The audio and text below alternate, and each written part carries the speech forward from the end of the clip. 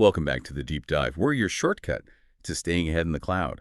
And today, well, we're not just dipping our toes in. We're really taking a full plunge into everything that's been happening with Google Cloud Platform.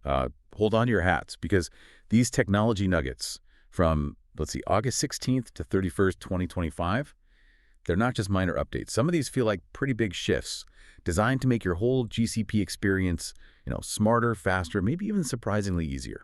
That's right. And our mission today really is to boil these announcements down, connect the dots for you. We want to show you not just what's new, but why it actually matters. Whether you're building things, managing infrastructure, or maybe you're just curious about Google Cloud. We're looking for those aha moments, the things that help you feel properly informed, whether you're just starting out or you're deep into some complex projects already. Okay, so let's get started.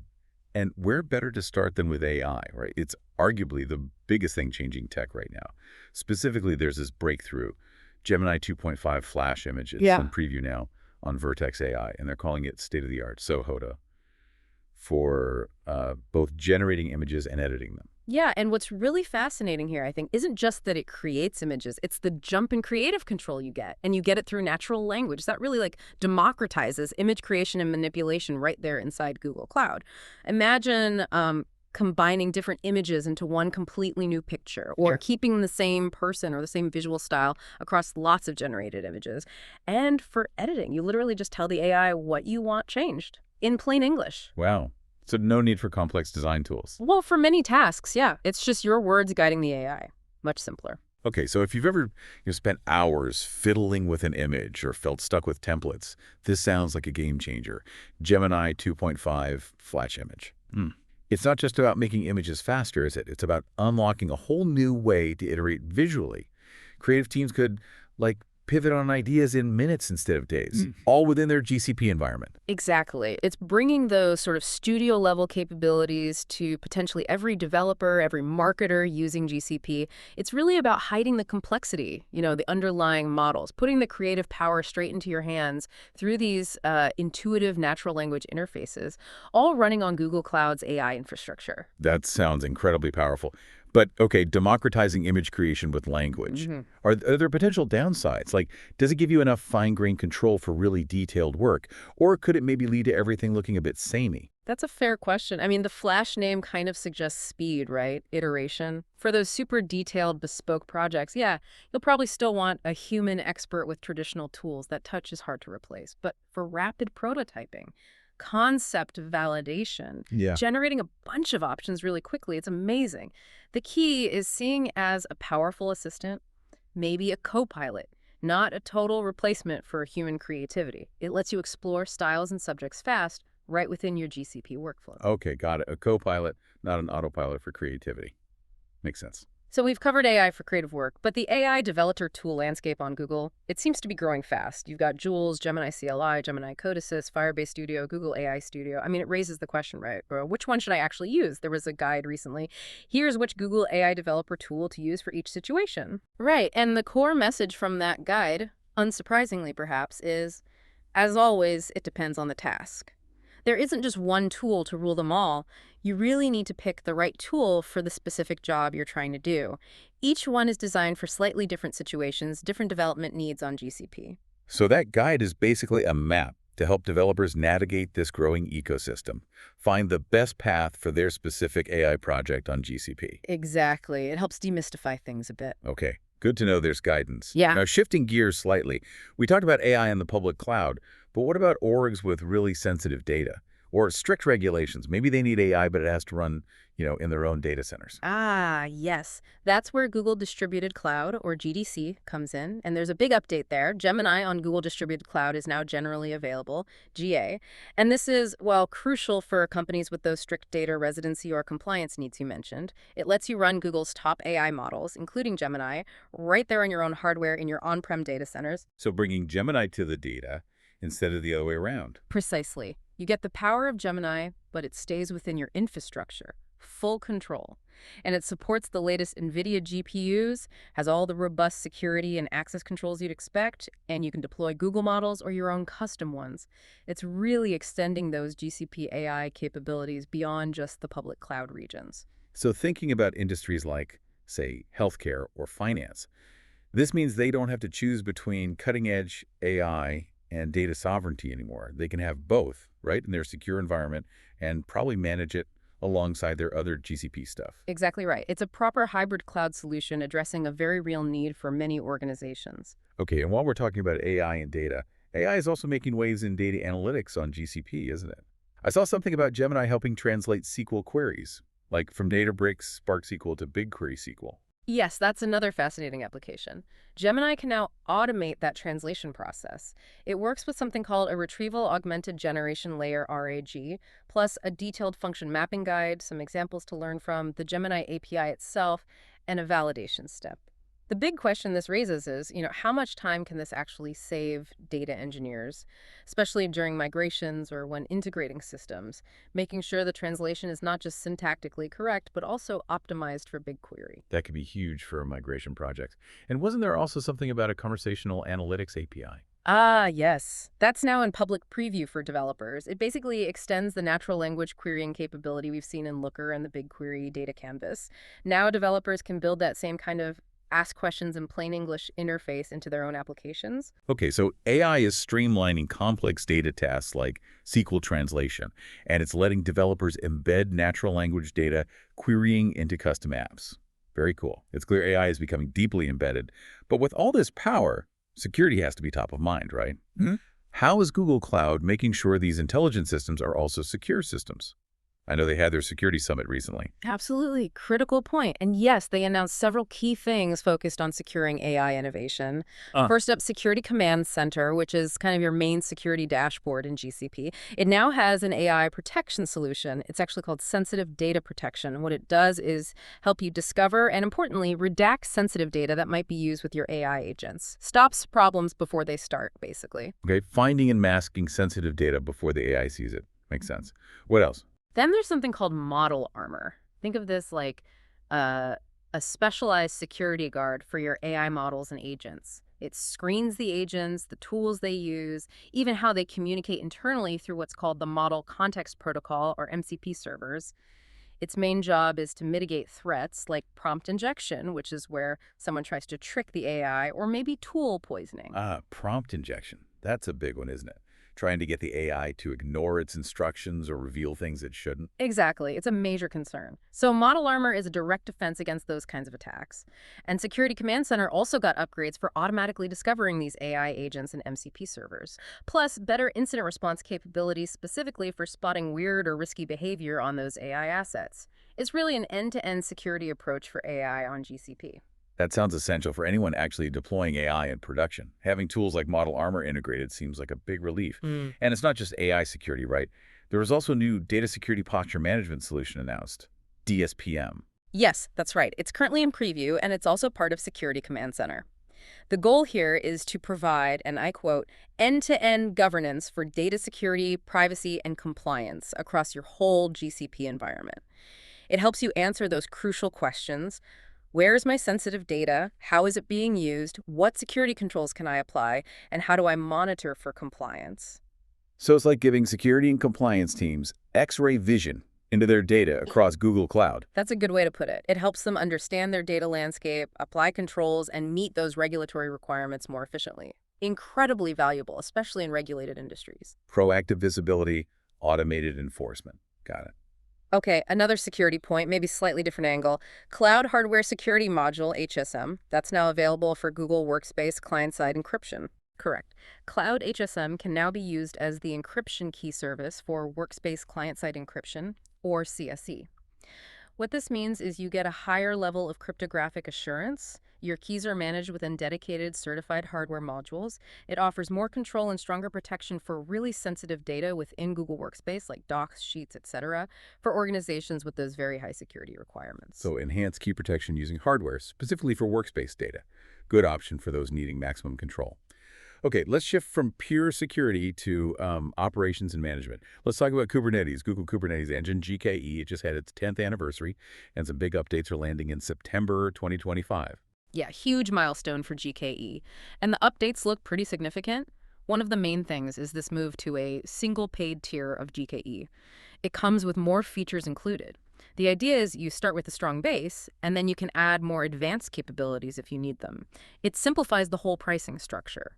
And what's really great is that every customer now gets access to multi-cluster management features. Things like fleets for managing groups of clusters, config management for consistency, policy controller for security rules. All that is now included with GKE Standard at no extra cost. Wow, okay, so no more complex tiers just to get things like fleets. That really lowers the barrier for managing multiple clusters effectively. Exactly. It democratizes those advanced management features. Oh, and another big one. Autopilot mode is now available for every cluster, even existing GKE standard clusters. You can use it on an ad hoc basis, workload by workload. So you can mix and match, use standard nodes for some things and autopilot for others within the same cluster. Precisely. More flexibility makes Autopilot's benefits like node management being handled for you much more accessible. That sounds like a really nice simplification and boost for GKE users. Mhm. But speaking of autopilot, efficiency is key. We've heard some folks mention that autopilot's auto-scaling, well, it could sometimes be faster, like node creation time was a factor. That's been a known challenge, yes. And Google's addressed it head on. They've introduced what they call a container-optimized compute platform and completely revamped the auto-scaling system for GKE. This isn't just a minor tweak. They're saying it's a fundamental architectural change, like rebuilding the engine, as you said earlier. The goal is much faster scaling response, better resource use, directly tackling that speed concern for autopilot users on GCP. Okay, faster scaling for autopilot. That addresses a key pain point. Seems like Google's really listening to the community there. Now, managing Kubernetes is one thing, but what about managing your databases? Especially if you have a mix of different types across GCP. Database Center. That's Google's tool for unified monitoring and management across various database services: Cloud SQL, AlloDB, Spanner, Bigtable Memory Store, Firestore. The big update here is that it can now monitor self-managed databases running on Google Compute Engine, specifically MySQL, PostgreSQL, and SQL Server. That's in early access right now, so even if you're running your own database VMs, you can bring them into that single monitoring view. A single pane of glass, even for databases you manage yourself on GCE. That's really useful for hybrid environments or older setups. Exactly. It simplifies things a lot. Plus, they added features for custom alerts on new database resources or issues, and better historical comparison across your database fleet. It really helps with managing security, performance, and reliability across a diverse database landscape on GCP. Makes sense. Okay, still on databases. Huge news for MongoDB users, right? Firestore with MongoDB compatibility. Yes, that's now generally available GA. This is a massive win for developers who know and like MongoDB.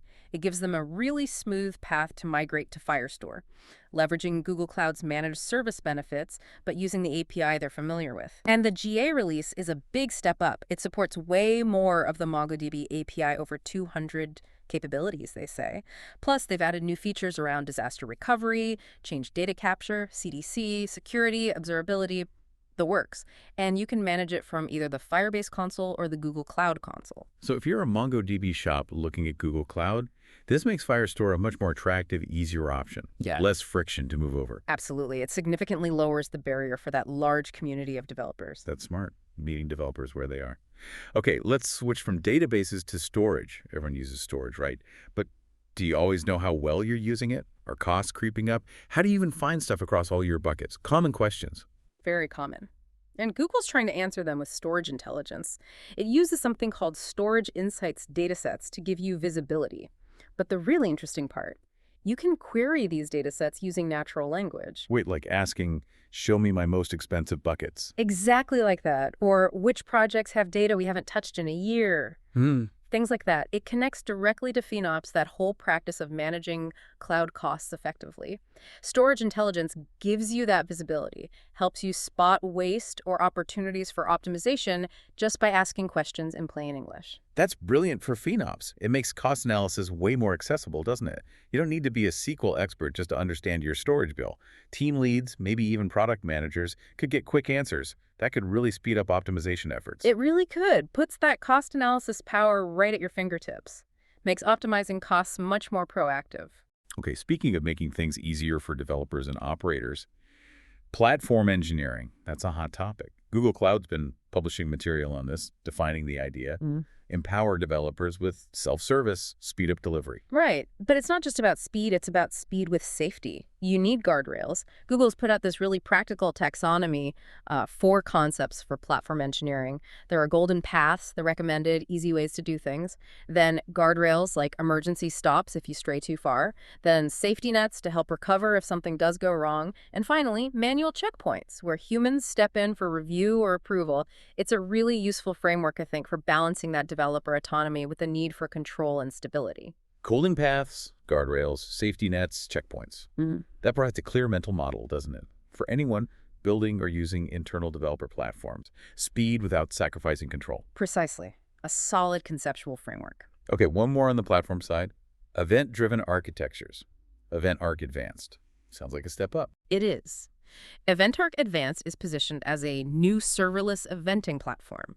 It goes beyond just basic message routing. It's designed for more complex scenarios, offering real-time filtering, transformation, and better management of information flow, especially when you have many event sources. Key things include a publish API to bring in custom messages easily, a central message bus for better observability and security across your events, and built-in mediation capabilities. That last one means you can adapt event formats between services without actually changing the services themselves. So for complex event-driven systems on GCP, EventArc Advanced offers more sophisticated control, filtering, transformation. Makes integration easier. Yeah, more flexibility and control for those building complex interconnected systems using events. Got it. Now let's zoom out for a second. There's been a lot of talk, a lot of concern about the environmental impact of AI. Data centers, energy use. Right, it's a valid concern. But there was a really interesting bit in one of the Google Cloud blog posts addressing this. It said, a median Gemini app's text prompt uses 0.24 watt-hours, WH of energy, emits 0.03 grams of carbon dioxide equivalent, GCO2e, and consumes 0.26 milliliters, about 5 drops of water. And they put that in context. The energy per prompt is like watching TV for less than 9 seconds. Wow. 9 seconds of TV? That's surprisingly low. It really challenges some of the narratives out there, doesn't it? It does. It highlights the efficiency gains they're making, both in the AI models themselves and the underlying infrastructure on GCP. A very impactful comparison. Absolutely. Okay, final topic, and this one sounds incredibly practical for anyone running workloads on GCP. Gemini Cloud Assist Investigations. It's in preview, described as an AI agent for root cause analysis, for troubleshooting. Yes. This is AI applied directly to that often painful process of figuring out why something broke. Picture this. You've got an issue with your app on Google Cloud. You go look at the logs. Right there, from the log screen, you can launch an investigation. Gemini Cloud Assist gets the context, your logs, your project details, maybe related service info. Then it analyzes everything and comes up with observations, suggests hypotheses about what might be wrong, and recommends steps you can make. So it doesn't just point you to logs, it actually tries to diagnose the problem with you. Exactly. And it gets even better. If you're still stuck, you can hand off the entire investigation with all that context already gathered directly to Google Cloud customer support. Think how much time that saves, not having to explain everything from scratch. Here's an AI co-pilot for troubleshooting. For anyone who's spent hours digging through logs trying to connect the dots, this could drastically speed things up. Less time debugging, more time building. That's the promise, turning reactive firefighting into a more guided, proactive problem-solving experience. Okay, so wrapping this up, here's where it gets really interesting, I think. We've covered a ton today. Cutting-edge AI for images, for data analytics, big updates making GKE simpler and faster, robust new security features, especially for AI and data governance, smart tools for database and storage management, even insights into environmental impact and AI-powered troubleshooting.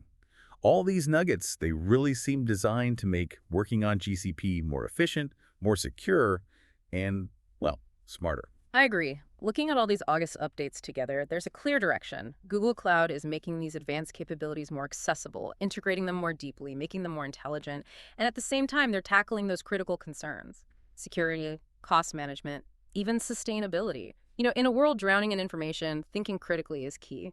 We hope this dive has given you some solid ground to stand on regarding these latest GCP moves. So what does this all mean for you, the listener?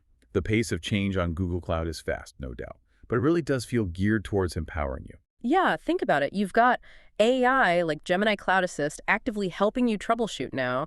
You've got tools like Storage Intelligence letting you ask plain English questions about your costs. How does that change your role? Maybe less reacting to fires and more proactively optimizing, innovating. Maybe even with AI as your co-pilot day-to-day. It's a fascinating thought. We definitely encourage you to dig into these announcements more. Check out the preview features in your own Google Cloud Console. See how these updates can specifically help your projects. The future of cloud is definitely here, and yeah, it's looking pretty smart.